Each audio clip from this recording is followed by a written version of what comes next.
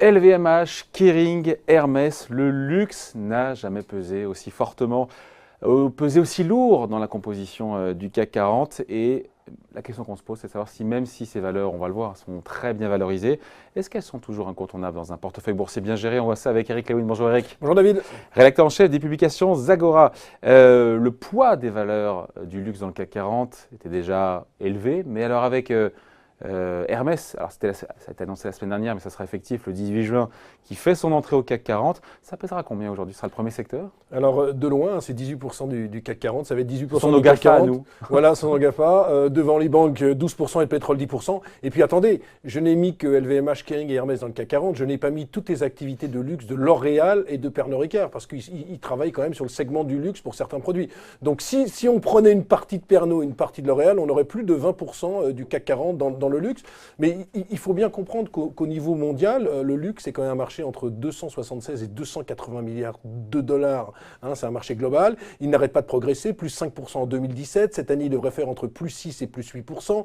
Tiré par la Chine, qui devrait faire entre plus 20 et plus 22%.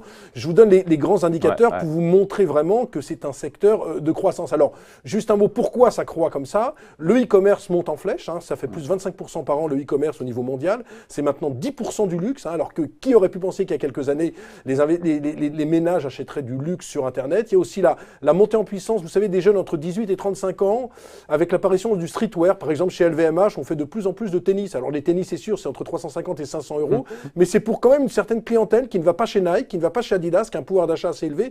Donc ça touche de plus en plus de monde. Et puis la troisième raison, pourquoi le luxe plaît tellement, c'est qu'il y a l'irruption des classes émergentes en Chine et aussi en Inde qui sont également... ils sont friands. Ils sont friands, c'est des forts acheteurs, donc c'est pour ça qu'on en est là.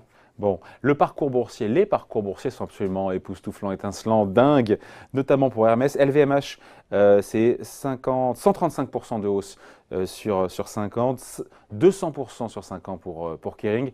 Et là, champion toute catégorie, Hermès, c'est du 20% par an depuis 20 ans. En fait, si vous aviez acheté Hermès il y a 25 ans, mon cher David, vous auriez multiplié par 110 votre 110. Participation. Alors, le cas qui a dit qu'on n'était pas gagnant en bourse sur longue période. Voilà, le cas d'Hermès, c'est l'ultra-luxe. On achète de l'ultra-luxe, une société qui fait 10% de croissance tous les ans, avec une rentabilité d'exploitation entre 34 et 35%. À titre de comparaison, LVMH et Kering fait à peu près 19%. Hein. Donc c'est quasiment 2 fois plus rentable. Mais le cas d'Hermès dans l'ultra-luxe n'est pas un cas isolé, parce que vous prenez par exemple une société comme Ferrari. Ferrari, c'est quand même une boîte qui vaut actuellement 40 fois son chiffre d'affaires, 40 fois ses bénéfices, pardon. Et on parle d'une IPO d'Aston Martin, vous savez, le célèbre constructeur de voitures qui doit vendre 3 à 4 000 voitures par an. Eh bien, Aston Martin, on parle déjà d'une valorisation de 6 fois le chiffre d'affaires. Il faut dire que dans ce secteur de l'ultra-luxe, hein, je considère qu'Hermès c'est de l'ultra-luxe, il y a un tel pricing power, c'est-à-dire que les investisseurs ne s'angoissent pas. Si vous payez votre Aston Martin 230 000 euros ou 250 000 euros, de toute façon, vous l'achèterez quand même. Même chose pour le sac Kelly. De toute façon, même s'ils augmentent de 10%, il y aura toujours une demande pour le fameux sac Kelly d'Hermès, qui est le modèle emblématique du groupe. Alors maintenant, que faut-il faire sur Hermès? Parce que les produits, évidemment, achetés sont chers, mais les valeurs sont hyper chères. Très très bien valorisé. Quelle est la moyenne du secteur? Quelle est la valorisation des Hermès, Kering, Hermès, ça vaut 45 fois les bénéfices. C'est excessivement cher. Le titre a un petit peu commencé à corriger. Il vient de perdre 8%, mais il vient de perdre aussi du terrain parce qu'il est entré au CAC 40. Alors vous allez me dire, mais c'est complètement stupide ce que vous me racontez. Incohérent. Sauf que quand toutes les sociétés entrent au CAC 40, souvent elles baissent après. Pourquoi? Parce que les investisseurs se placent quelques semaines avant sur ces titres. On a connu ça dans le passé avec Peugeot par exemple. Ils se placent sur ce titre et puis dès que la nouvelle est annoncée, le titre baisse. Alors moi sur Hermès, ça peut continuer un petit peu à consolider. On vient de perdre 8%. Vous parliez du parcours stratosphérique. Très honnêtement, ça vaut 560 euros. C'est vrai qu'à 42, 44, 45 fois les bénéfices, c'est cher. Mais ça développe tellement de croissance. Le problème, c'est est-ce qu'on n'a pas envie d'acheter de telles sociétés qui développent une forte croissance? Donc, je pense qu'on peut consolider, on peut perdre encore 7 ou 8%, mais Hermès est une valeur malheureusement incontournable. Je pense que c'est assez compliqué de shorter de l'Hermès, mais on a besoin quand même d'une petite vague de consolidation et on prend prétexte de cette entrée au CAC 40. Ouais. Sur ces valeurs, encore une fois, qui sont très très bien valorisées, il n'y a pas des risques de déception si les performances opérationnelles, pour le coup, sont un petit ch'touille en dessous de ce qui est attendu? Regardez par exemple Kering.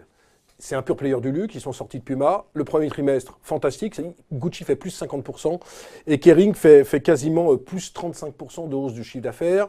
Augmentation également de la rentabilité. Alors bien sûr, il peut y avoir des déceptions, mais on se demande d'où peuvent venir les déceptions, parce que du côté de la Chine, on a une croissance entre 20 et 22% du marché du luxe en Chine. Toutes ces boîtes sont très bien implantées en Chine. Elles ont un pricing power, elles ont la possibilité d'augmenter ses prix, même s'il y a une demande un petit peu différente. Ils n'ont pas de problème du tout de structure financière. Hein. Une boîte comme LVMH, ils ont un gearing de 24%. Un gearing, c'est l'endettement. Ils ont 30 milliards de fonds propres et 7 milliards de dettes. Donc ils peuvent mobiliser très franchement dans une acquisition 18 à 20 milliards d'euros pour faire une acquisition. Donc c'est des sociétés super bien gérées, super rentables. Super cher. Super cher, mais oui, mais c'est toujours la même chose. C'est-à-dire que quand vous avez forte rentabilité... Mais je veux vous dire, tant que les profits suivent, le PER, la cherté peut rester identique tant que les profits suivent. Je vais vous dire, quand il y a eu la publication des résultats annuels de LVMH, le titre valait 250 euros. Vous aviez 80% des analystes qui disaient il est le temps de prendre ses bénéfices. On est monté jusqu'à 310 euros. Et maintenant, on baisse à 300 euros. Alors, est-ce qu'il faut être vendeur de LVMH, de Kering et d'Hermès? Est-ce que vendre du luxe aujourd'hui, enfin les valeurs luxe, c'est déraisonnable? Alors, être vendeur à découvert, c'est complètement déraisonnable. C'est le meilleur moyen de se faire complètement tarter. Maintenant, si vous pensez que le CAC 40 doit un petit peu baisser, c'est-à-dire que si vous pensez que le CAC 40 va consolider et aller vers 5350, 5320, comme pensent certains investisseurs, il est évident qu'il faut commencer à prendre ses bénéfices. Parce que c'est vrai que le secteur... On a l'impression quand même que Kering est à son plus haut niveau historique, LVMH même chose, Hermès n'a baissé que de 8%. Donc moi j'ai le sentiment qu'il y a peut-être 5 à 7% à perdre sur ces valeurs, mais franchement c'est pas le secteur qu'on a envie de vendre en ce moment. Je suis désolé, on pourrait faire du buzz si je vous disais qu'il faut être super négatif. On n'a pas tellement envie de vendre ce secteur parce que même si la demande ralentit, il y a une telle structure financière, il y a une telle rentabilité qu'il ne peut rien arriver de spécial, si ce n'est que des variations de 8 à 10%. Alors c'est sûr qu'on peut perdre de 8 à 10%. Mais franchement, autant je suis plus inquiet pour un secteur comme les banques avec des taux longs qui restent quasiment flat, autant sur le secteur du luxe, j'ai pas d'inquiétude, si ce n'est qu'il faut une petite vague de consolidation. Ça ferait du bien. Ça ferait du bien, mais encore une fois... Ça reste des valeurs de fonds de portefeuille, ça reste encore une fois des incontournables, des classiques. Tant que vous avez de la croissance organique entre 10 et 12%, je crois que LVMH, quel que soit le semestre, vous avez plus 10, plus 12%. Même avec un dollar, Mais ils vont avoir des problèmes de parité de change. Mais par exemple, au premier trimestre, ils ont dit, oh là là, les parités de change nous ont un petit peu coûté. Alors c'est vrai que ça a coûté quelques points de croissance, mais au deuxième trimestre, il y a un effet de change positif puisque l'euro est à 1,17. Donc c'est vrai que ça peut, d'une année sur l'autre, pour peu que l'euro passe soit entre 1,17 et 1,35, il y ait des effets de change. Mais la qualité des produits est là. Et puis quand vous baladez dans le monde entier, en Chine, au Japon, en Europe, les magasins de luxe, il y a un monde fou. Et puis, ce sont des marques incontournables. Je vous disais que le marché du luxe est 280 milliards à peu près d'euros dans le monde. LVMH, c'est 42 milliards. Kering, c'est 15 milliards. Hermès, c'est 5 milliards. Donc, c'est aussi des valeurs incontournables. On a vraiment un secteur d'excellence en France, c'est le secteur du luxe. Consolidation, oui. Forte baisse, je n'y crois absolument pas. Eric Lewin qui était un bon client pour ces magasins-là, n'est-ce pas? Écoutez, notamment pour les montres. Allez, c'est dit. Merci pour ces explications. Eric Lewin, donc rédacteur en chef des publications Zagora. Merci Eric.